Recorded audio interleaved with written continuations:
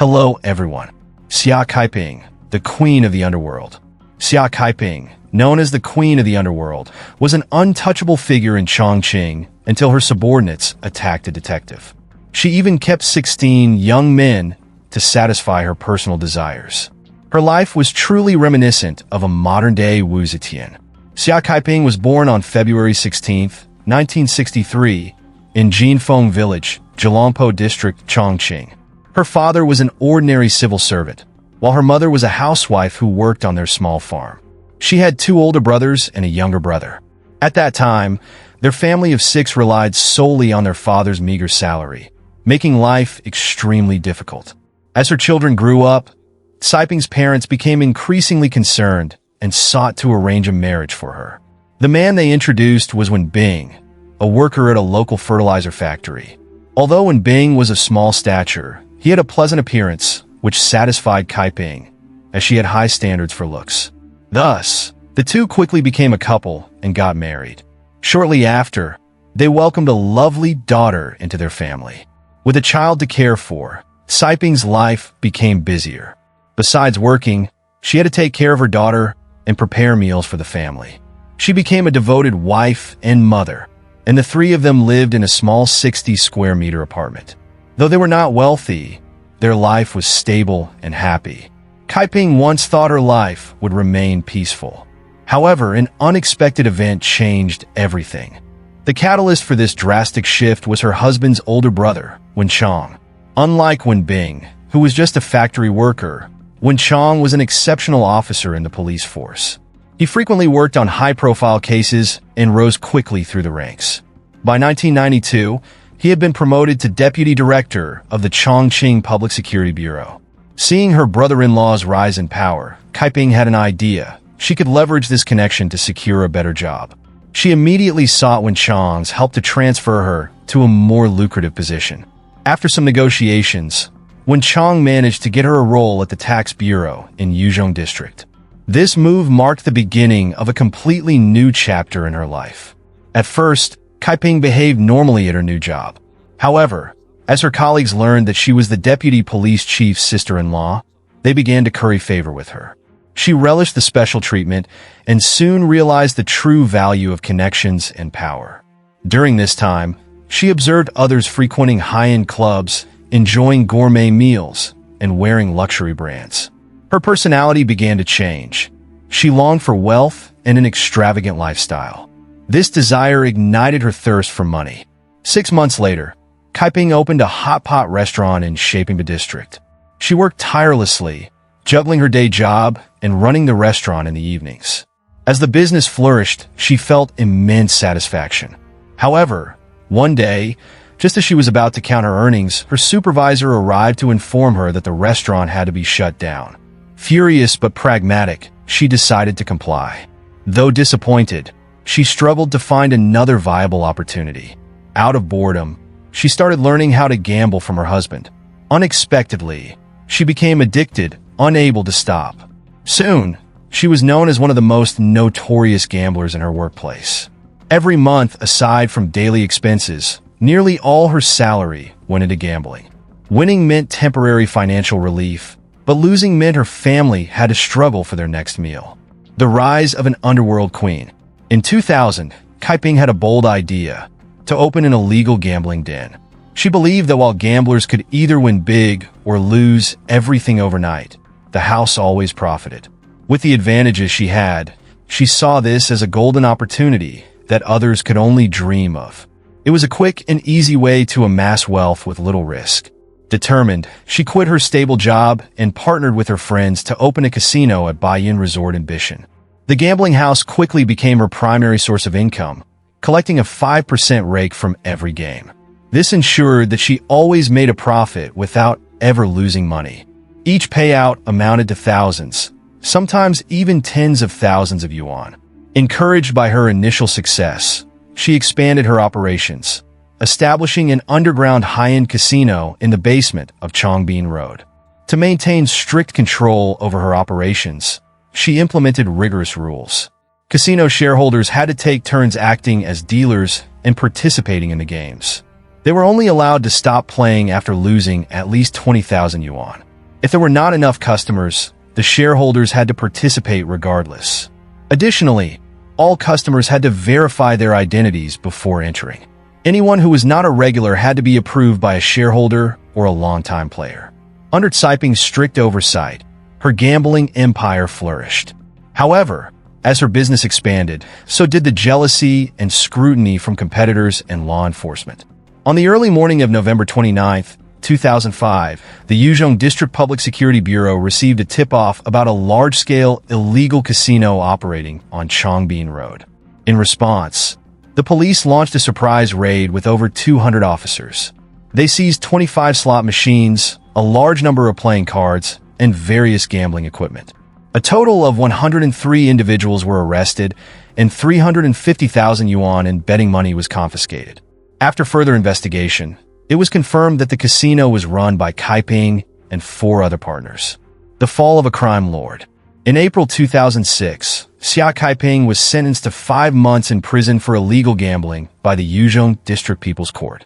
For someone addicted to gambling, every day in prison felt like an eternity. But instead of learning her lesson, her incarceration only made her more ruthless. Upon release, she recruited over 20 ex-convicts and drifters, forming a powerful syndicate engaged in illegal gambling and unlawful detainment. At this point, the Kaiping organization had taken shape. Unlike other underground gambling operations that sought secrecy, Xia Kaiping deliberately chose high-profile locations. She wanted her casinos to operate in the most luxurious settings, openly challenging authorities. By 2004, she had established over 10 casinos in Chongqing, Yuzhong, Zhejiang, and Nannan districts. Her gambling dens became known as the safest in Chongqing, solidifying her status as the ultimate gambling queen. Within her organization, roles were clearly defined. Shareholders managed casino locations, ensured smooth operations, and handled disputes. Security personnel were divided into 2 teams.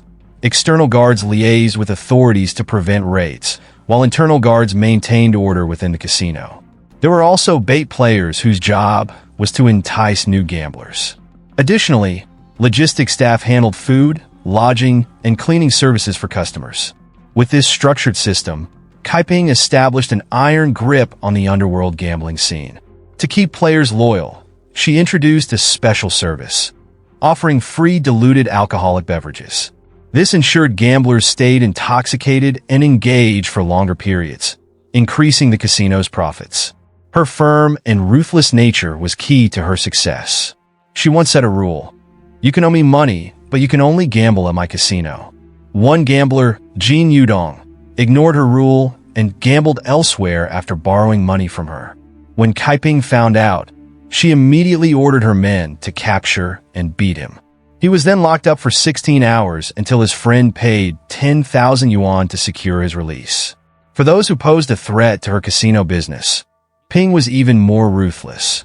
On one occasion, when the local police received a tip-off and launched an investigation into her casino, Ping handed over a piece of paper containing the phone number of the informant and ordered her subordinates to sever the person's limbs.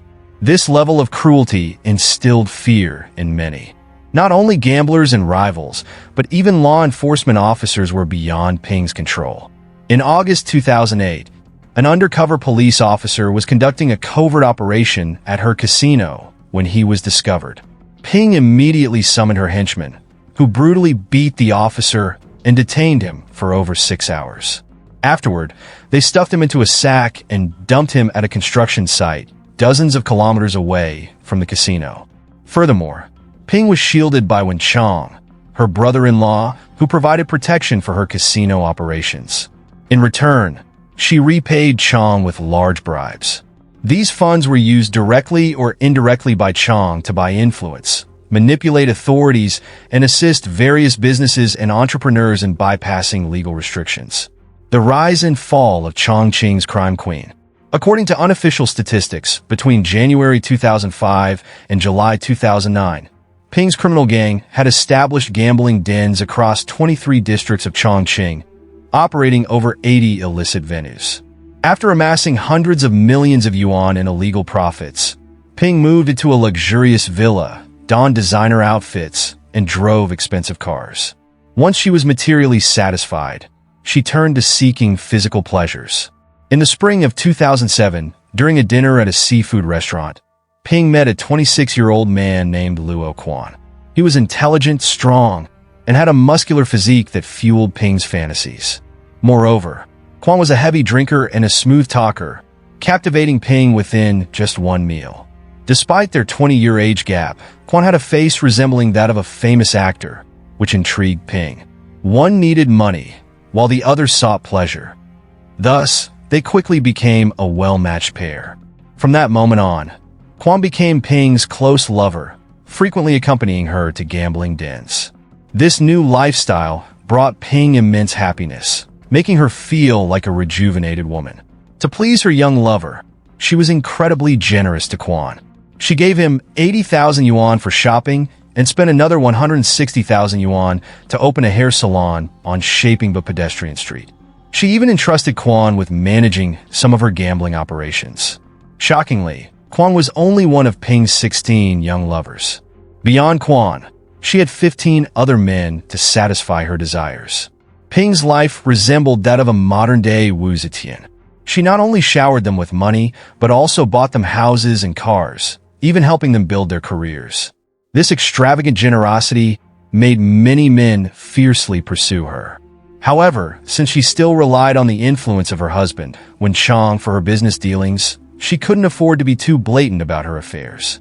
To prevent her husband from interfering, she secretly laced his cigarettes with drugs, causing him to become addicted and reliant on her for his supply. Though he despised her, Bing had no choice but to turn a blind eye to her cruel and manipulative actions. Over time, Ping's gambling empire expanded, protected by Chang and other powerful figures. She became a dominant force in Chongqing's underworld, earning the nicknames Sister Ta and Chongqing's Queenpin. However, in the criminal world, everything comes at a price. The downfall begins. In 2008, the Chongqing Public Security Bureau underwent a leadership change, appointing a new police chief from Liaoning province. Meanwhile, Chang was promoted to Director of Judicial Affairs, a position that distanced him from his long-held control over the police force. Once in office, the new police chief began reviewing past cases, including one where Ping and her gang had illegally detained police officers. An official investigation was launched, placing Ping on the wanted list. Despite this, she was cunning and always found ways to evade law enforcement. By June 2009, the Chongqing Public Security Bureau mobilized officers from outside the city and formed Investigation Team 814, intensifying their probe into her case. Eventually, they uncovered new leads. Several arrested individuals revealed that Ping might be hiding in a rented apartment near Shuanglong Lake urban area, Yubei District. However, with numerous residences in the area, finding her was like searching for a needle in a haystack. Conducting a widespread search risked exposing their operation. Nonetheless, the police persisted, combing through residential areas one by one. Unfortunately, they found no properties rented or purchased under Ping's name, leading to a deadlock in the investigation. Just as the case seemed to hit a standstill, a new clue emerged. Investigators discovered that one of Ping's vehicles was still in use. Upon further investigation, they found that Quan, her lover, had been driving it. He frequently parked near Shuanglong Lake, staying only 1 to 2 minutes before leaving. This led authorities to suspect that Ping was still hiding within the neighborhood. The investigation team immediately launched a surveillance operation.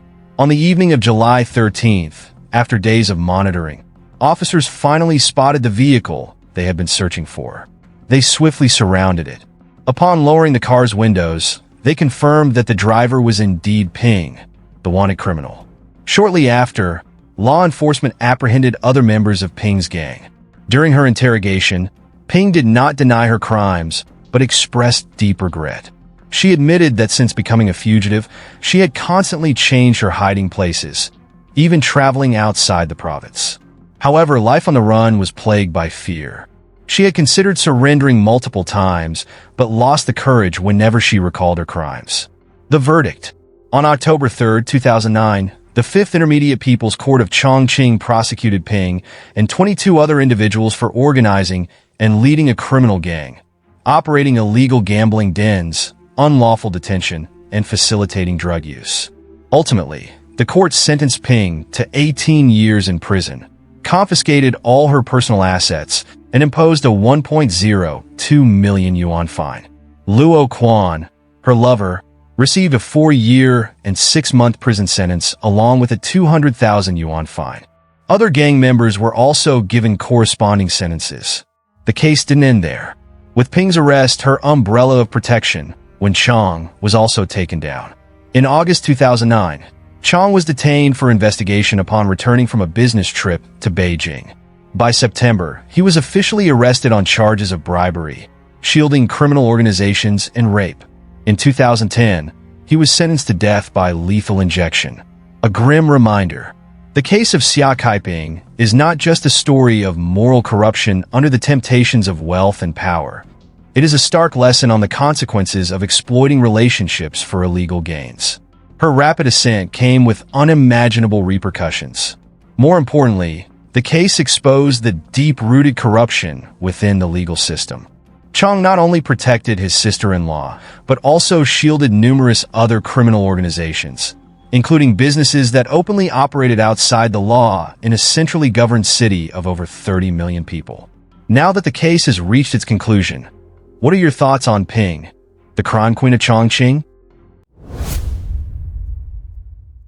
A crime syndicate with immense power, expanding for over 3 decades in an autonomous region of China. With their influence, they took control of everything, even going so far as to ruthlessly eliminate innocent people who stood in their way. All the dark truths about one of the most notorious gangs in China's criminal underworld will be revealed in this video. In the 1980s, Huang Yingxiang, a native of Xiangjiang, began to rise in prominence as he became the head of the Huang family. He became the leader of the construction group and established the Construction Committee of Xianjiang County in Hainan Province, China. He had 5 sons and loved them dearly, despite the fact that they frequently caused trouble everywhere. He never resorted to violence or punishment to discipline them. Gradually, these 5 sons grew up and became more arrogant and domineering. With their powerful influence, no one dared to challenge their family. Moreover, his second son, Huang Hongxin, became the deputy secretary of Tuying District in Haikou City. His third son, Huang Hongbu, worked at the prosecutor's office, further solidifying the Huang family's status. With such power, they cast a shadow over everything, committing countless crimes without consequence. Notably, the youngest son, Huang Hongfa, though the youngest of the 5 brothers, but was the most arrogant. Even while still in school, he had joined the underworld and criminal gangs. Thanks to the family's wealth, he formed his own gang and recruited young gangsters from other criminal organizations to work for him. Gradually, Huang Hongfa amassed a large following, and the Huang family became a formidable force. In February 1990, his 4th brother, Huang Hongming, got involved in a fight that left 1 person dead and another seriously injured. This situation could not avoid trouble, but with his father's influence, Huang Yingxiang took various actions to protect his son. Not only did Huang Hongming evade any punishment, but he also used his father's power to retaliate against the authorities. This incident spread throughout Xianjiang County, making everyone aware of the Huang family's expanding dominance. After establishing a strong presence among the major gangs, the Huang family began to expand and take over smaller gangs, thereby solidifying their dominant position. The Huang family became a powerful gang. Although they were not involved in business themselves, with their initial wealth, the family thrived. In 1991, Huang Hongxin purchased rare gambling equipment like horse racing machines and slot machines from Guangdong to bring to Xianjiang County. This new style of casino attracted the attention of gamblers and became a lucrative business. The Huang family wasn't the only one running this type of operation in Xianjiang. To capitalize on the money-making opportunity, they employed ruthless tactics to attack their competitors. Their method was simple: send henchmen to harass rival small casinos and then buy them out at a low price to expand their operations. Huang Yingxiang entrusted his 3rd son, Huang Hongbu, who worked at the prosecutor's office with managing the casinos. Huang Hongbu's methods were brutal. Before long, many casinos in Xianjiang County were linked to the Huang family to maintain their position and profits. Huang Hongbu hired a large number of thugs to help manage the operations. In 1995, the Huang family targeted the Jiang family, a local family also involved in the gambling business. Huang Hongfa devised a plan, sending 5 young men armed with axes and other deadly weapons to launch a direct attack. Jiang Gusi, a member of the Jiang family, was stabbed 27 times. Fortunately, he survived, though he was severely injured, classified as an 8th-degree disabled person, and lost sight in his left eye. All 5 perpetrators were never punished by the law and fled to Guangdong to evade capture. Huang Hongfa returned and provided them with funds so they could live comfortably in hiding. They claim to have killed Jiang Guisu, but the case remains unresolved. The Jiang family realized they were no match for the Huang family and were forced to leave Xianjiang, where they had lived for many years in search of safety. With the Jiang family driven out, the Huang family immediately absorbed their territory, effectively seizing control of the entire gambling market in Xianjiang. The Huang family relied on these casinos to profit from the operation. Many original leaders and key members of the gangs admitted that Huang Hongfa was in charge and they had to obey his commands. Other notable figures included Lin Haidao, the leader of the Triangle Road Gang, Wen Hai, the boss of the Sugar Factory Gang, Fu Zheng, and many others. These members became sworn brothers of Huang Hongfa, and thanks to their abilities, they were quickly appointed to important positions in the organization. At this point, no one in Xianjiang dared to oppose the Huang family due to their vast network of control. However, nothing lasts forever. 4 months after Jiang Gusi was stabbed, Huang Hongfa's parents were injured in a home explosion. A year later, Huang Hongfa's 3rd brother Huang Hongbu was killed, and one of his friends was shot dead on the spot, confirming that someone was seeking revenge against the Huang family. Shortly after Jiang Gusi was stabbed and the Jiang family was driven out of Xianjiang, similar incidents occurred within the Huang family, leading to suspicions that the Jiang family was behind these events. However, after investigations, no evidence was found to prove that the explosion was caused by the Jiang family, and the case was eventually dismissed. After Huang Hongbu's death, Huang Hongfa's next 2 brothers, Huang Hongming and Huang Hongshin, took over the casinos and expanded them throughout Xianjiang County. Statistics show that from the opening of their first casino in 1991 until 2017, the Huang family had opened over 30 casinos in Xianjiang, with Huang Hongfa's being the largest. In addition to the gambling business, Huang Hongfa began expanding through official channels using underhanded and illegal methods. He was particularly interested in controlling the second commercial market in Xiliu Town, Xianjiang, which was home to many merchants and abundant freshwater fish resources.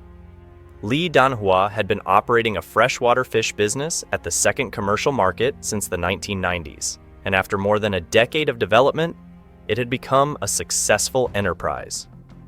Huang Hongfa, seeking a monopoly on the freshwater fish market, viewed Li Danhua as an obstacle and had her threatened multiple times, but to no avail.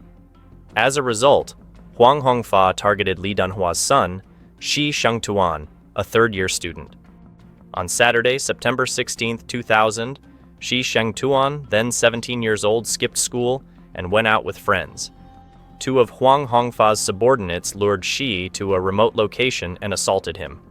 They claimed that the reason for beating Shi Shengtuan was due to his mother's freshwater fish business.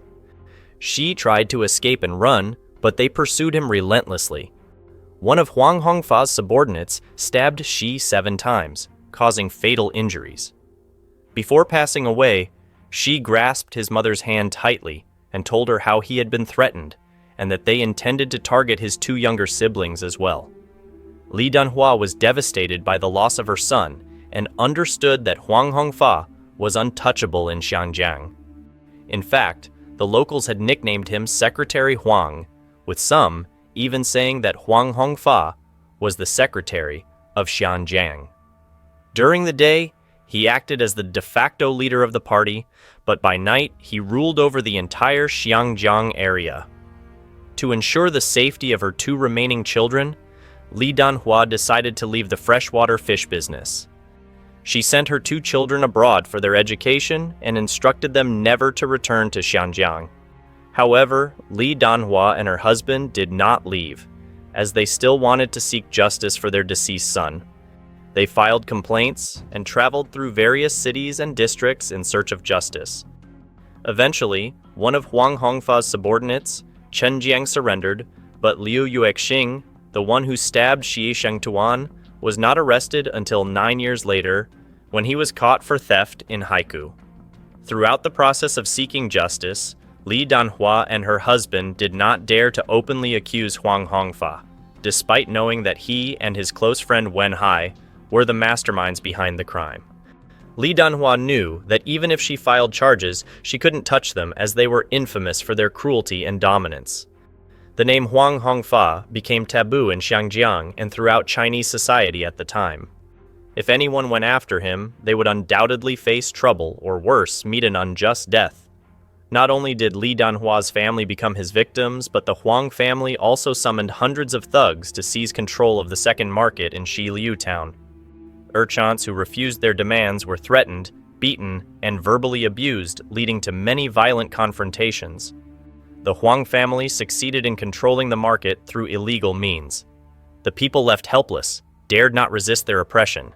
They were forced to either retreat or comply with the Huang family's management, paying exorbitant fees for their stalls. Even though the government intervened to order the Huang family to leave the market, but they did not comply with the court's ruling.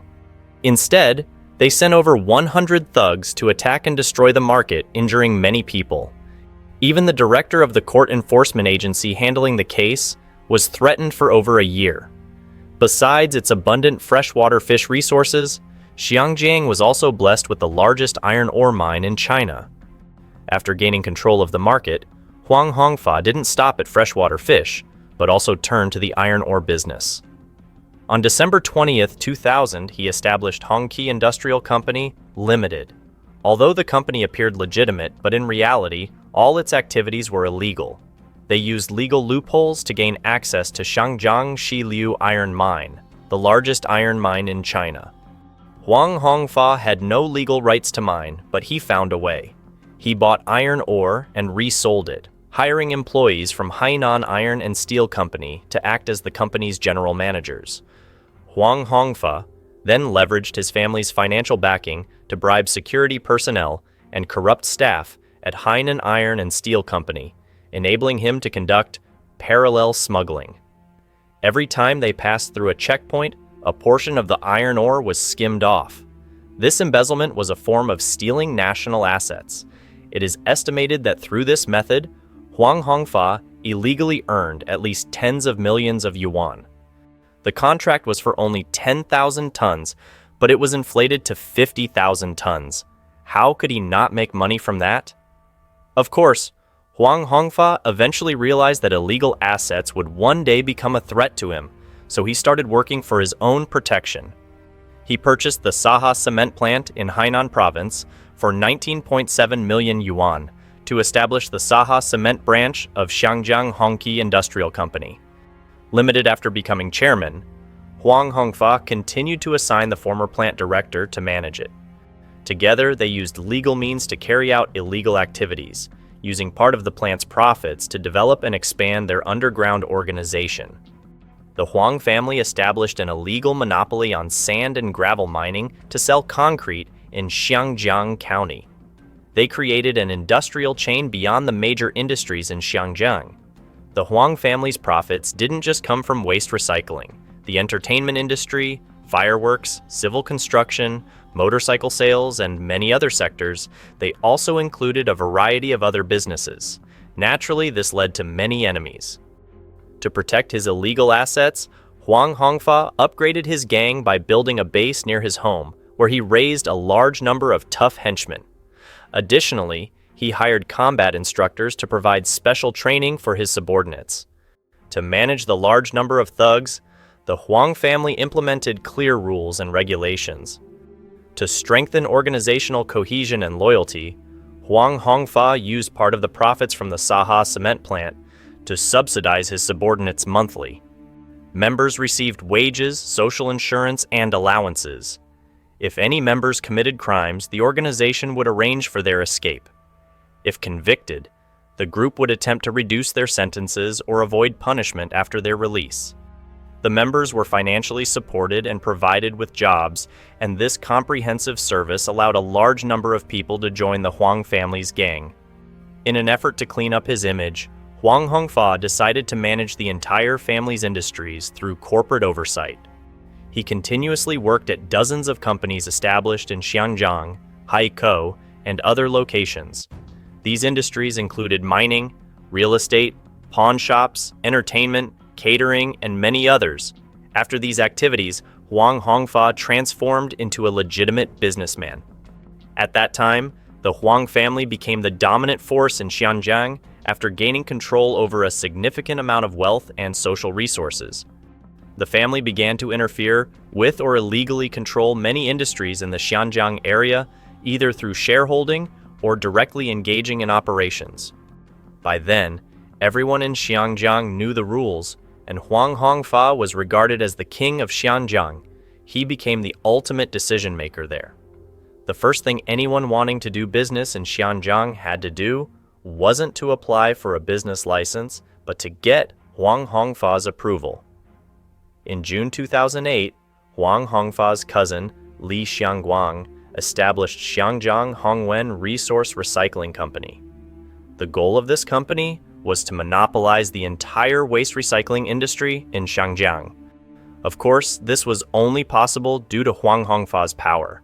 In a short time, the waste recycling industry in Xianjiang was completely under Li Xiangguang's control, and it lasted for 7 years. On July 29, 2015, the Xianjiang Autonomous District Chamber of Commerce signed an agreement with Xianjiang Hongwen Company to terminate their contract. Although it appeared that Li Xiangguang was the one controlling the entire waste recycling industry, but the real power behind him was Huang Hongfa. The two were not only closely connected, but also had significant economic ties, and dealing with these recycling companies was no simple task. On June 14, 2009, an internal conflict occurred within Huang Hongfa's underground organization. Li Guochun, a subordinate of Huang Hongfa, was beaten by Zhao Chengfan, a subordinate of Huang Hongming, Huang Hongfa's fourth brother, for showing him disrespect. Huang Hongfa instructed 3 of his trusted associates, Fu Zheng, Wen Hai, and Zhang Fuwen, to teach Zhao Chengfan a lesson. Shortly after, a large-scale armed fight broke out involving over 100 people at Zhao Chengfan's house and in the surrounding areas. During the fight, Lin Haidao, a 26-year-old known for his pork business, tragically lost his life. Lin Haidao had returned to Xianjiang to help his parents with their business, but unfortunately, he was killed on the streets. His parents were devastated by the loss of their son. They knew that their son had died at the hands of Huang Hongfa's illegal organization, but they felt powerless, fearing Huang Hongfa's name, as no one in the local area dared to challenge his power. After this incident, Huang Hongfa tried to cover it up by falsifying interrogation records and erasing all references to himself through bribery. He also sent 600,000 yuan to Lin Haidao's parents as hush money, simultaneously threatening them that, whether they liked it or not, they had to forgive Huang Hongfa. Powerless, they had no choice but to comply. However, Huang Hongfa couldn't save his comrades. 2 of his trusted associates, Fu Zheng and Wen Hai, were sentenced to 6 and 7 years in prison respectively. But in reality, they only served 2 years before being released on early parole thanks to Huang Hongfa's influence. After their release, Huang Hongfa spent another 1 million yuan in bribes to secure their freedom. On September 17, 2012, Huang Hongfa ordered a group of thugs to attack the Wenzhou Yi Clan Entertainment Club in Shiliu Town, Xianjiang County. After brutally beating the staff, they left. The reason for the attack was a simple dispute between the club's employees and Huang Hongfa's people. Incidents like this were countless in Xiangjiang. Any conflict with the Huang family would result in a gang of thugs being sent to attack. They often carried knives and axes, destroying everything in sight. In 2012, Huang Hongfa's father, Huang Yingxiang, wanted to buy the orchard belonging to Zhang Anshuang, the owner of the fruit orchard. However, Zhang Anshuang didn't want to sell it to the Huang family. So, Huang Yingxiang used forceful measures to compel Zhang Anshuang to transfer the orchard. Zhang Anshuang was forced to sign a contract transferring 7.98 mu, about 1.32 acres, of orchard to Huang Hongfa for just over 170,000 yuan. Only a year later, in October 2013, the Xianjiang County government reclaimed the orchard land and granted more than 14.25 million yuan in compensation for the expropriated land. It was a deal far more profitable than any million-dollar business venture. Over the course of 30 years in Xianjiang, Huang Hongfa and his family, along with their gang, committed countless crimes across the region. Everyone despised their actions, yet no one dared to speak up or voice their grievances against the injustice. In the eyes of the public, Huang Hongfa was the local emperor of Xianjiang, and to live well, people always had to bow to the Huang family. The tentacles of the Huang family's octopus-like network had reached deeply into the ranks of Chinese officials. Some officials had become protectors and accomplices of the Huang family. For years, Huang Hongfa sought illegal protection and spent vast amounts of money bribing corrupt officials during his operations. Government agencies such as the Public Security Bureau, the Commerce Bureau, the Market Supervision Bureau, the Water Resources Bureau, the Land Department, and others in the lower Xianjiang area had all fallen under the control of the Huang family's influence. As a result, the Huang family's position became unbeatable, and they could even infiltrate the state apparatus with ease. The truth about the crimes committed by the Huang family in Xianjiang was finally exposed. On January 6, 2019, under the direct leadership of Hainan Province's Anti-Gang and Crime Task Force, the Hainan Provincial Police deployed 1,210 officers and over 300 provincial vehicles to carry out the operation. The operation was highly successful, capturing the leaders Huang Hongfa, Huang Hongming, Huang Yingxiang, Huang Hongxin, and other family members, as well as key gang figures. In total, over 170 suspects were arrested by January 8, 2019. The Office of the Special Crime Task Force issued a public notice condemning the crimes of Huang Hongfa's gang, urging fleeing criminals and officials involved in the case to surrender. However, 45 suspects from Huang Hongfa's gang were still at large, though within a week most of them gradually turned themselves in. Despite this, many victims still feared reporting the crimes or pursuing legal procedures due to the threat of retaliation.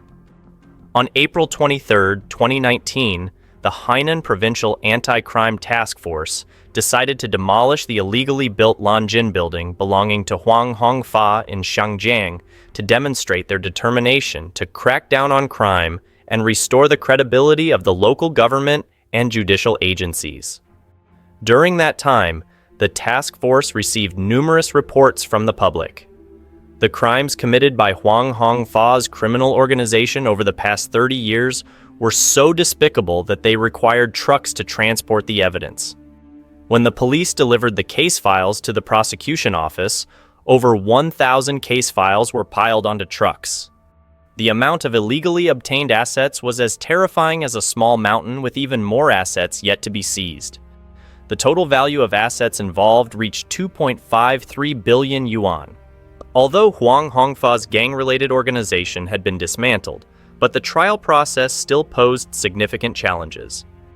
This case exemplified the difficulties of investigation and interrogation. It was one of the largest gang-related cases ever since Hainan Province was established. After more than a year of painstaking investigation, evidence gathering, and interrogation, all the criminal details of the members of Huang Hongfa's vast criminal organization were uncovered. The nature of the crimes and the severity of their consequences were enormous. Huang Hongfa held the top position in the organization, wielding real power and serving as the backbone of the entire operation.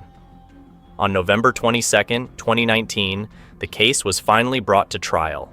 Due to the complexity and scale of the case involving over 200 individuals, it was divided into 4 separate trials held simultaneously across 4 courts with 4 different judges. The trial lasted a total of 27 days, with each session running nearly 10 hours a day. The Hainan Provincial Intermediate People's Court Number 1 found Huang Hongfa guilty of 16 charges including organizing and leading a criminal organization, intentional injury, and other crimes. He was sentenced to death, stripped of his political rights for life, and all his personal assets were confiscated. Huang Hongfa's father, his second brother Huang Yingxiang, Huang Hongxin, and several others were sentenced to prison terms ranging from 25 years to life imprisonment. 7 officials allied with Huang Hongfa, including the former standing committee member of the Xinjiang Autonomous District Party Committee, the former head of the district's Public Security Bureau, and the former deputy district judge, were charged with sheltering and colluding with criminal organizations, taking bribes and abusing power. They received sentences ranging from 15 to 25 years in prison. Notably, it took nearly a full day to read the indictment, and the final judgment spanned more than 2,480 pages. However, Huang Hongfa did not accept the initial verdict and filed an appeal with the Hainan Supreme Court.